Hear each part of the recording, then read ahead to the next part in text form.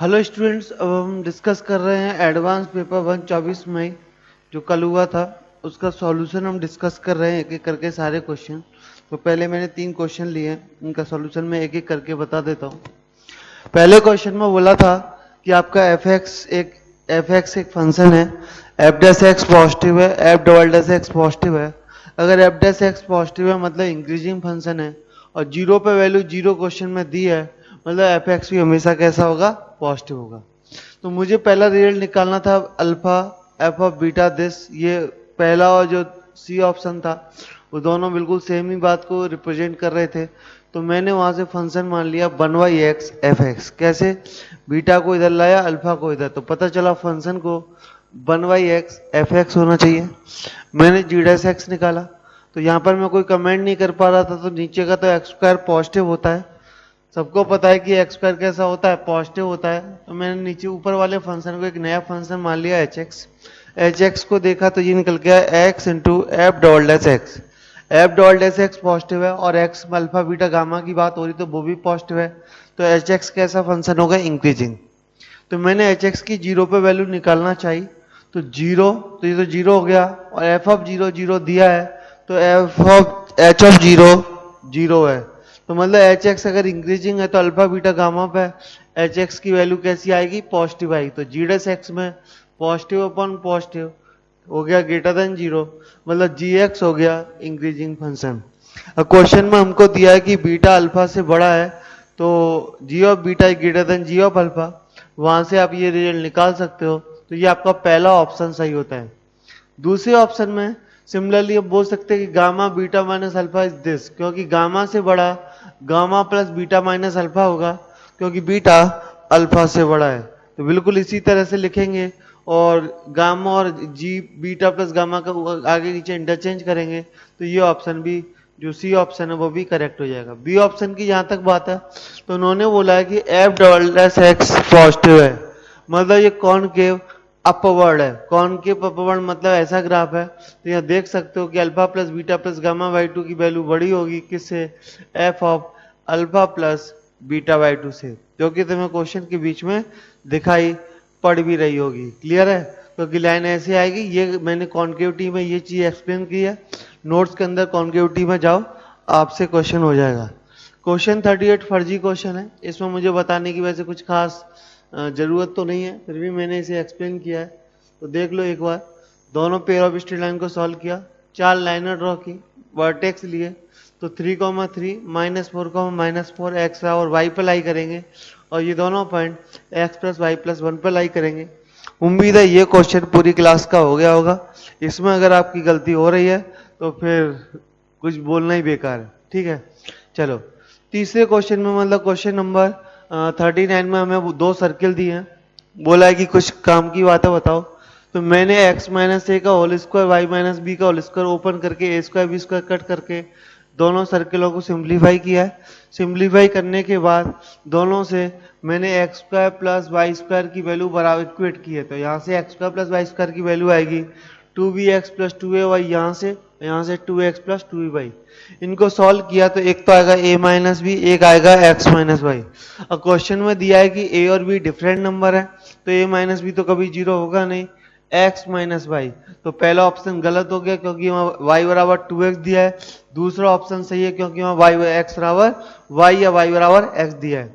तो दोनों की जो कॉमन लाइन होती है वही रेडिकल एक्सिस होती है, इसलिए आपका सी ऑप्शन भी सही है। जहां तक मैं डी ऑप्शन की बात करूं, ऑर्थोगोनलिटी आपको पता है, r1 square plus r2 square बराबर c1 c2 का होल स्क्वायर। तो पहले सर्किल की radius r square plus B square है, दूसरे सर्किल की radius a square plus B square है। एक का सेंटर a कॉमा बी है, दूसरे का b कॉमा ए है, तो ये डिस्टेंस आएगी। और यहाँ से अपना कॉमन सेंस लगाना, तो माइनस के 4a भी यहाँ एक्स्ट्रा आएगा, मतलब ये दोनों चीजें बराबर नहीं है, मतलब डी ऑप्शन आपका सही नहीं हो सकता है। नोट करिए, और क्वेश्चन भी मैं डिस्कस कर रहा हूं। चलो अगले 3 क्वेश्चन और डिस्कस करते हैं। अगले में हमें एच एक्स दिया है, एफ एक्स दिया है, तो आप एफ एक्स में ये देखो, sine fractional part of x periodic function होगा जिसका पीरियड 1 है, तो ये साइन 1 का ग्राफ जाएगा, और ये तुम्हारा y बराबर x का ग्राफ जाएगा, फ्रैक्चर पार्ट ऑफ x का। इस ग्राफ में आप देखोगे कि sine fractional part of x हमेशा कम है फ्रैक्शनल पार्ट ऑफ एक्स है, तो दिस अपॉन दिस की वैल्यू लेस देन इक्वल 1। तो ए ऑप्शन में बोला है कि ए बड़ी सबसे बड़ी वैल्यू है, नहीं। 1 की जगह 2 लिख दो तब भी ये सेटिस्फाई है, 1 की जगह 5 लिख दो तब भी ये सेटिस्फाई, 1 की जगह आप 100 लिख दो तब भी ये सेटिस्फाई करेगा। क्लियर है? तो ये हमेशा की हमेशा सेटिस्फाई कर रहा है, तो इसलिए 1 लिस्ट वैल्यू होगी, इसलिए ए ऑप्शन गलत है, बी ऑप्शन सही है। अब उन्होंने बोला है कि एच एक्स डिक्रीजिंग फंक्शन है, मैं सी और डी दोनों ऑप्शन डिक्रीजिंग मान के चेक करने हैं, तो डिक्रीजिंग मान के चेक किया तो h of n minus is greater than h of n plus. तो एच ऑफ एन प्लस मतलब जीरो, एन मतलब एक इंटीजर से जस्ट बड़ा नंबर, तो एफ ऑफ जीरो प्लस की वैल्यू कितनी आएगी 1, तो 1 से वहां से एक की वैल्यू हमें ये मिल जाएगी। जब एन प्लस वन माइनस मतलब 1 एक इंटीजर से जस्ट पहले, तो जस्ट पहले जो वैल्यू है वो क्या मिलेगी, sine 1 upon 1, fraction part of x उससे जस्ट पहले की value fraction part of x कितना होगा 1। अब ये मान लो 1 माइनस का फ्रैक्शन पार्ट 1 और साइन 1, तो साइन 1 वैल्यू मिलेगी, तो यहाँ पर ये साइन 1, यहाँ से भी बी की वैल्यू 1, तो यहाँ से हमारा डी ऑप्शन सही आएगा। तो डी ऑप्शन सही आएगा, तो आंसर हो गया बी कॉमा डी। अगले में एफ एक्स ये बोला था, कॉट एक्स को मैंने सिंप्लीफाई करके यहाँ साइन एक्स लिख लिया है, तो साइन एक्स का अगले स्टेप इंटीग्रेशन हो गया कॉस एक्स, तो वहां से मुझे ये जीरो नहीं होना चाहिए, क्योंकि क्रिटिकल पॉइंट नहीं मतलब ये जीरो नहीं होना चाहिए, तो यहाँ पे मैंने चारों ऑप्शनों को रख के देखा, तो ये वैल्यू कभी cos x ला नहीं सकता, ये ला नहीं सकता, ये ला नहीं सकता, ये ला सकता है, इसलिए बी ऑप्शन आंसर नहीं है, ए सी और डी आपके आंसर है। 42वें क्वेश्चन में कुछ एफ एक्स की पावर जी एक्स जैसा दिया है, तो जिसे मैंने बहुत सिंप्लीफाई तरीके से सॉल्व किया है, तो माइनस एक्स आगे आ जाएगा, एफ ऑफ ये मैंने लिखा है जी ऑफ एक्स माइनस 1, ये आप जानते हैं इन्फाइनाइट के लिए, वहां से ये value 2x upon mod x, अगर x प्लस इन्फाइनाइट है तो x x कैंसिल, e की पावर 2 आंसर है, अगर नेगेटिव है तो ये माइनस एक्स का काम करेगा, e की पावर माइनस 2, ऐसे ही आप जीरो पे चेक कर लो, ये 1 के बराबर होगा। और देखते हैं, चलो तो हमने अभी तक क्वेश्चन नंबर 42 तक हमने डिस्कस कर लिया है, 43 देखते हैं।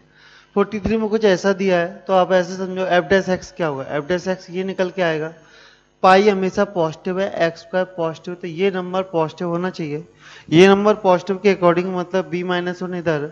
अब इनइक्वालिटी में डिपेंड करता है कि बी प्लस वन पॉजिटिव है नेगेटिव, मैंने अगर बी प्लस वन को पॉजिटिव मान के सॉल्व किया तो यहाँ से ये बी की वैल्यू निकल के आएंगी, लेकिन ये तब सेटिस्फाई होना चाहिए रूट के अंदर भी नंबर कैसा होना चाहिए पॉजिटिव, तो यहाँ से दोनों रिजल्ट आएंगे, बी माइनस 7 से 3 और माइनस इनफाइनाइट से माइनस 2 से इनफाइनाइट, दोनों का आप इंटरसेक्शन लीजिए, तो इंटरसेक्शन आएगा क्लोज इंटरवल 2 से 3, तो जिसके अकॉर्डिंग आपके दो ऑप्शन सही हैं, आपका आंसर आ जाएगा।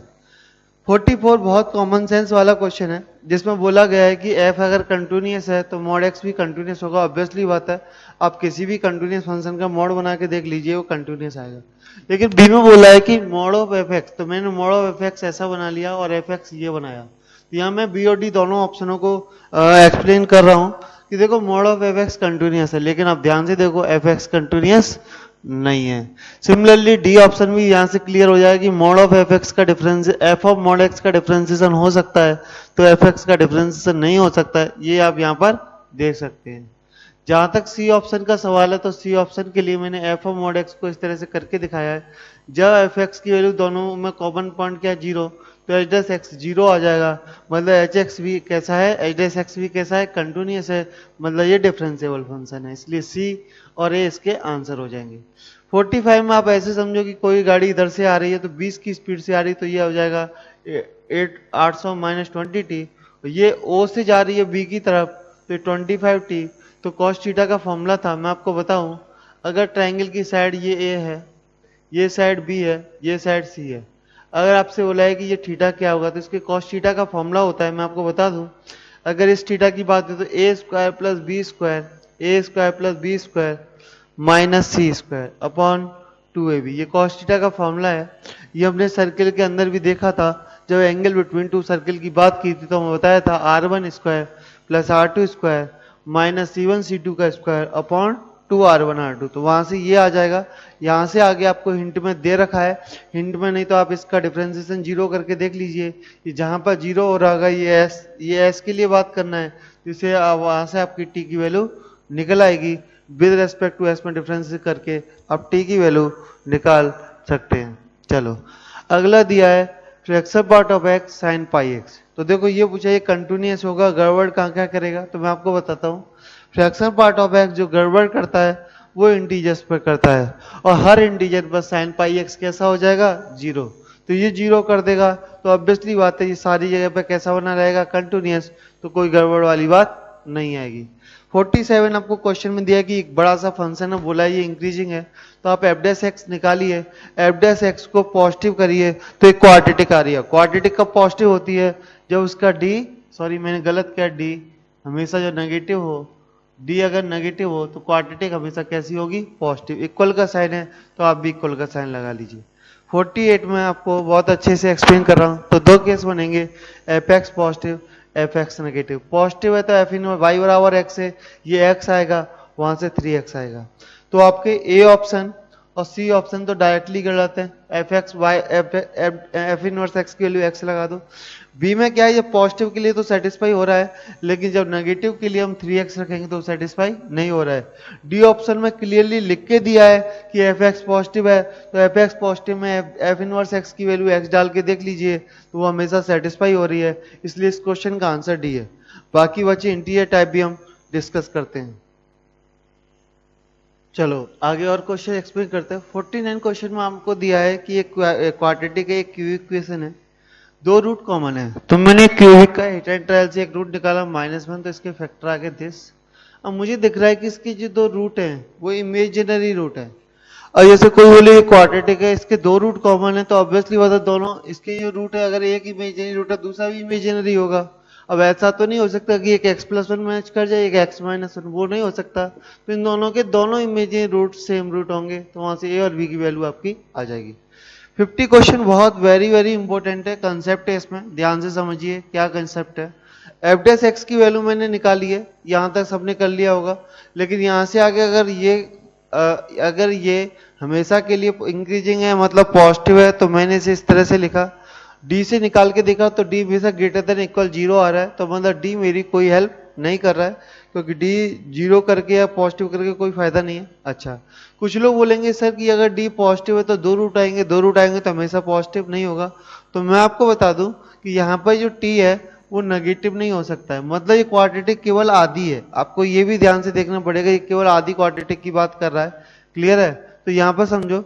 अब ये बचा, ये हमेशा पॉजिटिव का होना चाहिए, और टी पॉजिटिव है। अगर टी पॉजिटिव है, ये टी पॉजिटिव है, तो यहाँ से ए की वैल्यू आएगी, तो ये कब पॉसिबल है, जब ए भी पॉजिटिव होना चाहिए। क्योंकि कुछ लोग बोलते हैं कि बराबर 0 लगा लो, तो ए की वैल्यू हाफ से बड़ी आ रही है, हाफ से बड़ी नहीं, बेसिकली ए से बड़ी आनी चाहिए। क्योंकि आप ऐसे समझो, ये वाला जो पॉइंट है वो -b/2a होता है, -b/2a से अगर तुम लगाओगे -2a+1/4, ये वैल्यू तुम चाहते हो कि 0 से कम आ जाए, मतलब उधर ही शिफ्ट हो जाए, तो ये हमेशा के लिए इंक्रीजिंग हो जाए। क्योंकि अगर मैं इसे +x मान लूं, तो ये वाला अगर पॉइंट अगर ये पहले ही फिक्स हो जाए नेगेटिव एक्सिस में, तब भी ये हमेशा कैसा रहेगा, इंक्रीजिंग। तो यहाँ से आ रहा है ए ग्रेटर देन इक्वल -1/2, तो -1/2 हम नहीं ले सकते, क्योंकि -1/2 पर ये वैल्यू कैसी हो जाएगी, नेगेटिव। और अगर ये वैल्यू नेगेटिव हो गई तो ये हमेशा के लिए क्वाड्रेटिक पॉजिटिव नहीं हो पाएगी। तो इसके लिए आंसर आएगा ए ग्रेटर देन 0। बहुत अच्छा कंसेप्ट है, इसे अच्छे से समझ लो। 51 में बोला है कि x(x-2) इसका ये ग्राफ आएगा, जिसका ये पॉइंट है 1। उन्होंने जो डोमेन दिया वो -∞ से a तक दिया है, अगर a की वैल्यू 1 तक है तो ये फंक्शन 1 1 होगा, लेकिन 1 से अगर थोड़ा भी बड़ा लिया तो ये फंक्शन कैसा हो जाएगा, मैनी 1 हो जाएगा। ये ग्राफ का क्वेश्चन था, तो 1 1 इन -∞ से 1, अगर 1 से थोड़ा भी बड़ा लिया तो मैनी 1, तो l की मिनिमम वैल्यू आ जाएगी 1, 1 से इन्फाइनाइट तक कोई भी ले लो a की वैल्यू, तो ये मैनी 1 हो जाएगा। अगला 52 दिया है, 52 में दिया limit x tend to 0 f of cos x upon sin x। तो मैं LHR लगाया तो f dash cos x upon sin x का differential cos x minus sin x।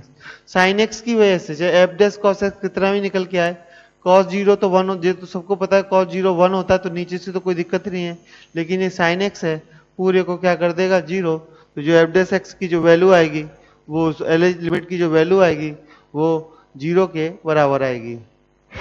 चलो, तो मैं दो क्वेश्चन और रह गए, उन्हें भी एक्सप्लेन कर देते हैं। तो सबसे पहले हमने सिग्मा ओपन किया, तो जब 0+ पे बात करें तो 0+ का ग्रेटेस्ट इंटीजर 0 होता है, और 0- से नीचे -1। ये आप ग्राफ के अंदर देख सकते हैं, ये ग्रेटेस्ट इंटीजर x का ऐसा ग्राफ होता है।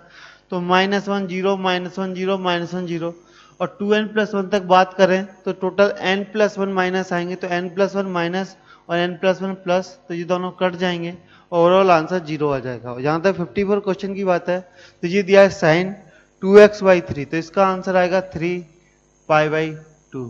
4x की बात करें तो इसका आंसर आएगा 2π/4। आपको सारे फॉर्मूले आते हैं, इसका आंसर आएगा π/3। ये तो +1 होगा क्योंकि सिग्नम के अंदर जो भी है वो क्वाड्रेटिक है, और क्वाड्रेटिक हमेशा डी नेगेटिव है, तो क्वाड्रेटिक कैसी है, पॉजिटिव, सिग्नम पॉजिटिव की वैल्यू 1, मतलब ये कोई इफेक्ट नहीं पड़ेगा। तो मुझे इन तीनों का एलसीएम लेना है, तो पाई, तो हमने बताया था 3 नंबर जिनका एलसीएम लेना है, तो नीचे वाले नंबरों का हम एचसीएफ लेते हैं, तो 2 4 6, तो 2 4 6 का एचसीएफ कितना आएगा, 2 4 6,